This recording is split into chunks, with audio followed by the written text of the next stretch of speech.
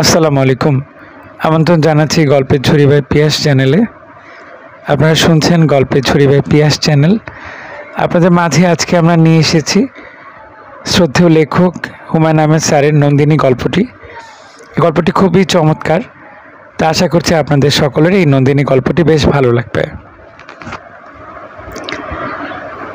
মজিদ বলল, চল তোকে একটা জায়গায় নিয়ে যাই। বেশ রাত হয়েছে, চারদিকে ফিনফিনে কুয়াশা, দোকানপাট বন্ধ, হু হু করে ঠান্ডা হাওয়া বইছে। পাড়াগাঁ শহরগুলিতে আগেভাগে শীত নামে। মজিদ বলল, পা চালিয়ে চল, শীত কম লাগবে। কোথায় যাবি? চল না দেখি, জরুরি কোনো কাজ তো তোর নেই নাকি আছে? না, নেই। কিছুক্ষণের মধ্যেই বড় রাস্তা ছেড়ে ইট বিছানো সরু রাস্তায় এসে পড়লাম। শহর অনেক বদলে গেছে। আগে এখানে ডালের কারবারিরা বসতো, এখন জায়গাটা ফাঁকা। পিছনে ছিল কার্তিকের মডার্ন সেলুন। সেখানে দেখি একটা চায়ের স্টল, শীতে গুটুসুটি মেরে লোকজন চা খাচ্ছে। আমি বললাম, এক দফা চা খেয়ে নিবি নাকি মজিদ? দেরি হয়ে যাবে। শহরটা বদলে গেছে একেবারে। মহারাজের চপের দোকানটা এখনও আছে। হাঁটতে হাঁটতে ধর্মতলা পর্যন্ত চলে এলাম। ধর্মতলার গা ঘেঁষে গিয়েছে হারিখাল নদী। আমি আর মজিদ গোপনে সিগারেট টানবার জন্য কতবার হারিখালের পাড়ে এসে বসেছি, কিন্তু এখন নদী টদী কিচ্ছু চোখে পড়ছে না। নদীটা কোথায় রে মজিদ? হারিখাল এদিকে ছিল না? ওই তো নদী, সাবধানে আয়। একটা নর্দমার মতো আছে এখানে, পা পিছলে পড়ে গিয়েছিলাম। সামলে উঠে দেখি নদী দেখা যাচ্ছে। আমরা নদীর বাঁধের ওপর দাঁড়িয়ে আছি। সরু ফিতের মতো নদী অন্ধকারেও চিকমিক করছে। আগে এখানে এরকম উঁচু বাঁধ ছিল না। নদীর ঢালু পাড়ে সর্ষের চাষ হতো। মজিদ চুপচাপ হাঁটছিল। আমি বললাম, আর কত দূর? ওই দেখা যাচ্ছে। কার বাড়ি? আয় না চুপচাপ, খুব সারপ্রাইজড হবি। একটি পুরনো ভাঙা দালানের সামনে দুজন থমকে দাঁড়ালাম। বাড়ির চারপাশ ঝোপঝাড়ে অন্ধকার হয়ে আছে। সামনের অপরিচ্ছন্ন উঠানে 4-5টা বড় বড় কাগজি লেবুর গাছ। লেবুর গন্ধের সঙ্গে খড় পোড়ানো গন্ধ এসে মিশেছে। অসংখ্য মশার পিনপেনে আওয়াজ। মজিদ খটখট করে কড়া নাড়তে লাগলো। ভিতর থেকে মেয়েলি গলায় কেউ বলল, কে? মজিদ আরও জোরে জোরে কড়া নাড়তে লাগলো। হারিকেন হাতে একটি লম্বা রোগামতো শ্যামলা মেয়ে দরজা খুলে দিল। মজিদ বলল, কাকে নিয়ে এসেছি দেখ। আমি কয়েক পেয়ে গিয়ে থমকে দাঁড়ালাম। মেয়েটা হাসি মুখে বলল, আপনি আমাকে চিনতে পেরেছেন তো? আমি নন্দিনী। আমি মাথা নাড়লাম। আপনি কবে দেশে ফিরেছেন? 2 মাস হবে। এতদিন ঢাকায় ছিলাম, এখানে এসেছি গতকাল। মজিদ বিরক্ত হয়ে বলল, ভেতরে আয় না, ভেতরে এসে বস। ঘরটা ভীষণ গরম। একটি টেবিলে কাচের ফুলদানিতে গন্ধরাজ ফুল সাজানো, চৌকিতে ধবধবে সাদা চাদর বিছানো। ঘরের অন্য প্রান্তে প্রকাণ্ড একটা ইজি চেয়ার। মজিদ গাইলিয়ে ইজি চেয়ারে শুয়ে পড়ল। হালকা গলায় বলল, চিনি এনেছি, একটু চা বানাও। নন্দিনী হারিকেন দুলিয়ে চলে গেল। আমরা দুজন অন্ধকারে বসে রইলাম। মজিদ ফস করে বলল, সারপ্রাইজড হয়েছিস নাকি? কেমন দেখলি নন্দিনীকে? ভালো। শুধু ভালো? Is not she wonderful? আমি সে কথার জবাব না দিয়ে বললাম, এই বাড়িতে আর কে কে থাকে রে? সবাই থাকে। সবাই মানে? মজিদ কিছুক্ষণ চুপচাপ থেকে ঠান্ডা গলায় বলল, তুই একবার নন্দিনীকে প্রেমপত্র লিখেছিলি না? অনেক কবিতা টবিতা ছিল সেখানে, তাই না? আমি শুকনো গলায় বললাম, বাদ দে ওসব পুরনো কথা। মজিদ টেনে টেনে হাসতে লাগলো। পরের 10 মিনিট দুজনে চুপ করে রইলাম। মজিদ একটির পর একটি সিগারেট টানতে লাগলো। মাঝে মাঝে হাসতে লাগলো আপন মনে। অনেকক্ষণ আপনাদের অন্ধকারে বসিয়ে রাখলাম। ঘরে একটা মোটে হারিকেন, কি যে করি। নন্দিনী চায়ের কাপ নামিয়ে রাখলো। চিনি হয়েছে চায়ে? কাপে চুমুক দিয়ে মজিদ বিষম খেয়ে কাশতে লাগলো।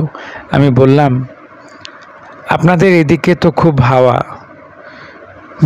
নদীর ওপর বাড়ি, হাওয়ার জন্য কপি জ্বালানোই মুশকিল। ভেতর থেকে কেউ একজন ডাকলো, বউ, ও বউ। নন্দিনী নিঃশব্দে উঠে গেল। আমি বললাম, তুই প্রায় এখানে আসিস? আসি, ব্যাপার কিচ্ছু বুঝতে পারছি না। আমি চুপ করে রইলাম। মজিদ বলল, রাত হয়ে যাচ্ছে, এবার ফিরবো। নন্দিনীকে কেমন দেখলি বল না শুনি। ভালো, আগের মতো একটু বদলায়নি। নন্দিনী আমাদের ঘাট পর্যন্ত এগিয়ে দিল। ততক্ষণে চাঁদ উঠে গেছে। স্নান জ্যোৎস্নায় চারদিকে কেমন ভুতুরে মনে হচ্ছে। মজিদ বলল, যাই নন্দিনী। নন্দিনী কিছু বলল না। হারিকেন উঁচু করে বাঁধের ওপর দাঁড়িয়ে রইল।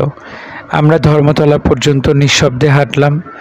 একসময় মজিদ বলল, কলেজের ফেয়ারওয়েলে নন্দিনী কোন গানটা গিয়েছিল মনে আছে? না, মনে নেই, আমার আছে।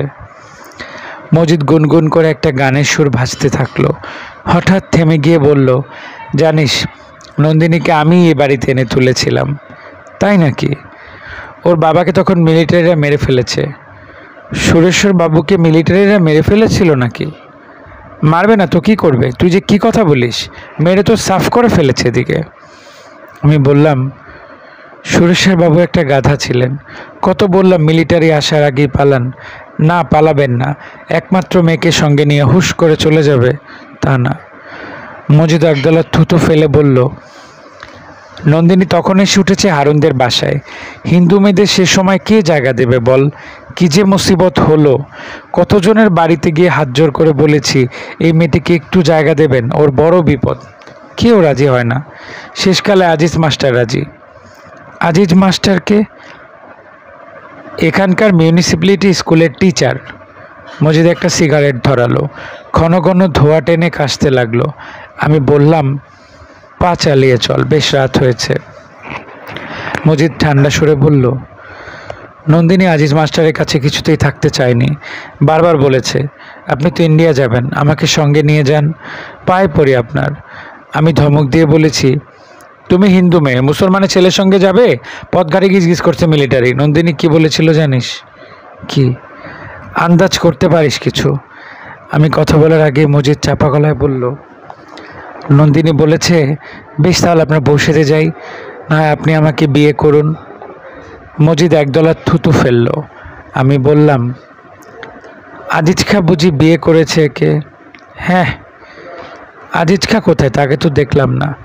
ওই শালাটা দেখবি কি করে? মুক্তিবাহিনীর হাতে মরেছে, দালাল ছিল শালা।